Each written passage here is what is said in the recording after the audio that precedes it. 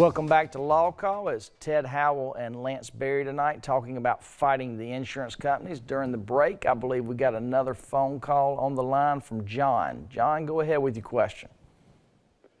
Good evening, by the way. I had an incident with a dog a couple of weeks ago that was coming after my dog while walking it, and it ran into the back of me, knocked me down on the asphalt. I went to the emergency room. My shoulders separated. I haven't got to the MRI yet, but anyway, in a roundabout way, if this homeowner does not have insurance, what are my repercussions after that point? Very, very good question, John. This is not an unusual situation we have. Florida, unlike some states, this wasn't a bite situation, but we don't even in Florida have many states have what's called almost a one free bite rule, that you need to show that the dog has dangerous propensities before you can have a negligence cause of action against an owner for the actions of their dog. Here we follow a more strict liability approach, and that applies also to knocking you over or running you over in a situation like this. This would be covered, if at all, under this individual's homeowners or renters policy. Important to check that. Frequently there are exclusions if they have it and or sublimits less than the typical coverage, so it's important to know what you're dealing with there. But Lance, if there's not coverage, that's not the end of the analysis. They still have liability.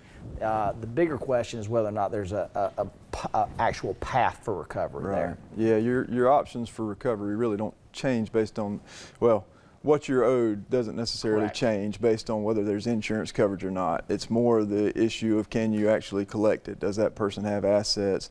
You know, if they have a house, is it paid off? You know, if it's homestead protected, there's all sorts of, you're basically at a situation where you're looking at the person personally to come up and pay for the medical expenses and the money you're owed for your injuries. And if you got an insurance company, most of them have the money to write a check for whatever your damages are pretty easily. When you're dealing with an individual, oftentimes it's hard to come up with that kind of money to pay it, but that person would still be responsible and liable to you for that. If you go out and get a judgment against them, then the things you would look at is their wages, their income, any kind of property they own, that sort of thing, to see if there's a viable means of collecting from them personally. But that's not an easy analysis for you to make as an individual, John. That's something that, because Florida has a lot of protections, like you mentioned, the number one being the homestead.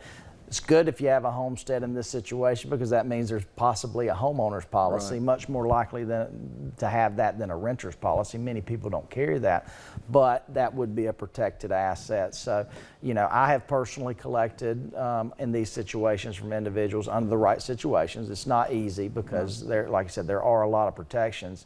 So it's important that you give us a call and let us do that analysis for you to see what there is out there, so that you can make an educated decision on what you want to do. Can you get a judgment against this individual? Very likely so. The better question is that going to be a judgment that you can ultimately get compensation for these? I mean, it sounds like you have a pretty significant injury. You definitely meet the criteria, and it's something that needs to be further explored so that you can make the best decision for you and your family and try to figure out how to get to the end of this. But you know, that's not unusual just in dog bites. We have a lot of situations, Lance, that we see. I was just talking with someone this past week about a situation involving a shooting. And we have those cases from time to time, and there are chances that you can have that covered under a homeowner's policy, but there's a lot of exclusions for something like that, intentional acts and various others. So we do have to do those analyses from time to time, because, as Lance mentioned, your liability is not coexistence with your coverage. It's more of an issue of practicality. Is there going to be a path to recovery? So almost any time you have something, when you're a victim of a crime, there is another, a civil claim that would go along with that. The problem is most criminal acts, because they're intentional, are not going to be covered by insurance as a general rule. There are situations where it could be. So you have to look, is this an individual that has assets to where you can get a collectible judgment? But that is something that we do very frequently. We make that analysis, and then we make a decision on whether or not it's something that we can pursue. But the beauty of it is we don't work on an hourly basis. We don't charge a retainer. If we do elect to take a case like that, we're taking it on what's called a contingency fee basis, which means we only get paid if and when we can make a recovery for that. And so that's why it's important for us in these types of cases to do that analysis to see if there's something that we think that we can have a positive outcome for you. John, definitely give us a call. We can look at that for you.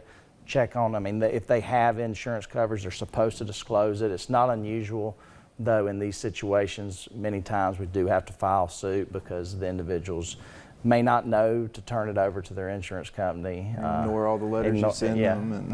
But it's still important to know and get the assistance so that you can navigate that process and get that done correctly. So we've talked about auto claims now, a little bit about dog bite claims. What about if you trip and fall on a premises, Lance? What kind of policies and insurance are we implicating in those types of cases? Well, it depends on the premises. If it's at home, it goes back to typically a homeowner's policy. If it's in a store, somewhere like that, then you have a commercial general liability policy. And the same rules apply. You're really looking, the liability side of things is a separate and distinct issue from whether there's coverage.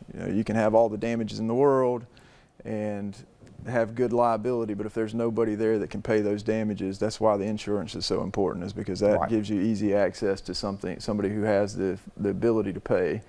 And it's just a matter then of convincing the insurance adjuster or forcing the insurance adjuster to do the right thing. It depends on the situation, but that's always what you ideally would have, is some insurance coverage there. You can also have what's called medical payments coverage. So even in situations where there may not be any legal liability, there are some policies that'll have, a few $1,000s worth of coverage to pay medical expenses just because you've been injured on somebody else's premises. So that's another coverage you'd look at in that situation.